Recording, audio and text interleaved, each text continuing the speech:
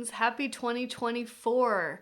Welcome back to the channel, and welcome if you're new here. My name is Kate, and we talk about belief in antiquity. As promised, we're starting off the year with some video requests. So this video was requested by a regular commenter here.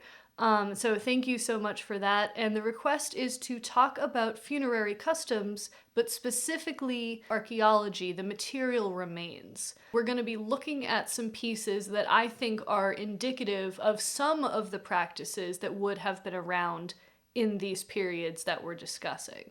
So I hope this is helpful, especially I hope if you are a regular visitor of museums and you come across this kind of stuff, you'll know a little bit of background for them. So that's really my goal. So without further ado, let's talk about funerary archaeology.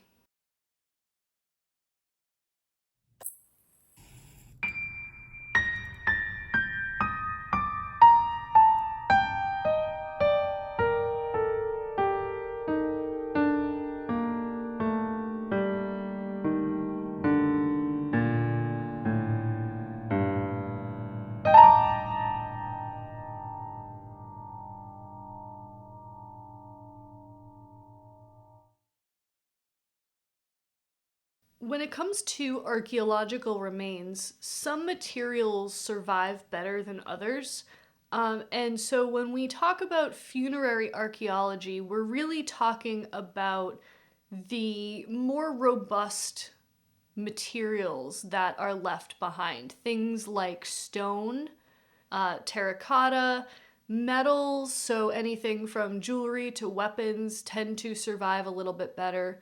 And then, depending on the context, other things may survive because the environmental conditions allowed for their survival. So, in rare cases, fabrics, wood, organic materials really, those tend to break down faster, and they're only preserved in climates like deserts or bogs or stuff. So for the most part, those things are lost to us when it comes to antiquity.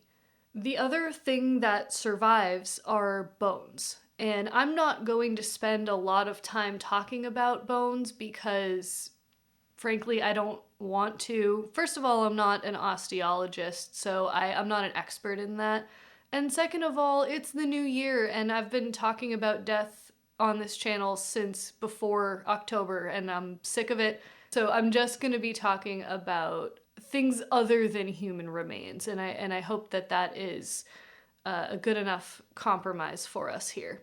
What can we learn from things that survive in a funerary context? There are certain questions that can be answered based on the material remains. Things like, what did this culture, or specifically this family or even this individual, think about the afterlife? Is there evidence that food was being offered or tools were being given to the deceased to take with them? Are there references to mythology or gods of the underworld, anything like that? Or something else? When you look at a broader perspective, this can give us insight into the religion of the culture that the deceased came from. Does their religion accommodate for an afterlife or not? You can get a sense of socioeconomic status. How elaborate is this burial? What would the value have been of the items and objects found inside? If a person is buried with a ton of jewelry, that means that they probably had a lot of money. And you can also get a sense of the general history and culture of the people in question. To take kind of a sad example, something like a mass grave would point to either plague or war, natural disaster, something like that.